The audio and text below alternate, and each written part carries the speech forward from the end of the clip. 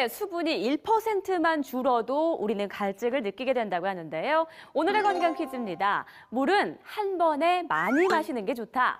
O, X. 정답은 무엇일까요? 네, 정답은요. 바로 X입니다. 물의 하루 권장 섭취량은 1.5에서 2리터로 8잔 정도인데요. 물은 우리 몸에서 뇌의 75%, 심장의 86%, 근육의 75%, 또 혈액의 94%를 차지하며 건강을 유지하는 데 아주 중요한 역할을 하기 때문입니다. 하지만 한꺼번에 0.5리터 이상 너무 많은 물을 마시게 되면 저나트륨 혈증이 발생해서 두통, 구역질, 현기증, 근육 경련 등이 일어날 수 있습니다. 특히 질환에 따라서 물을 달리 마셔야 한다고 하는데요. 간경화의 경우는 간 기능이 떨어져 알부민 농도가 낮아지고 혈액 내 수분 함량이 높아져서 물 섭취를 제한해야 합니다. 심부전 환자는 심장에 들어온 혈액을 충분히 내보내지 못하기 때문에 하루에 물은 1리터 이내로 마셔야 하고요. 심부전증 환자는 갈증이 날 때만 의사가 권고한 양의 물을 마셔야 합니다.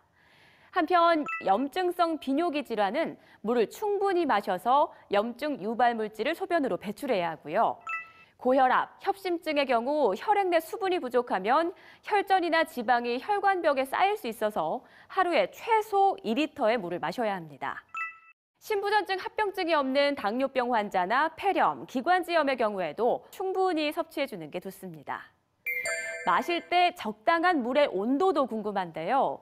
보통의 경우 약간 차가운 정도인 4, 5도 정도의 물이 인체에 가장 흡수가 잘 된다고 합니다. 반면 과민대장 증후군이 있는 사람은 미지근한 물이 좋고요.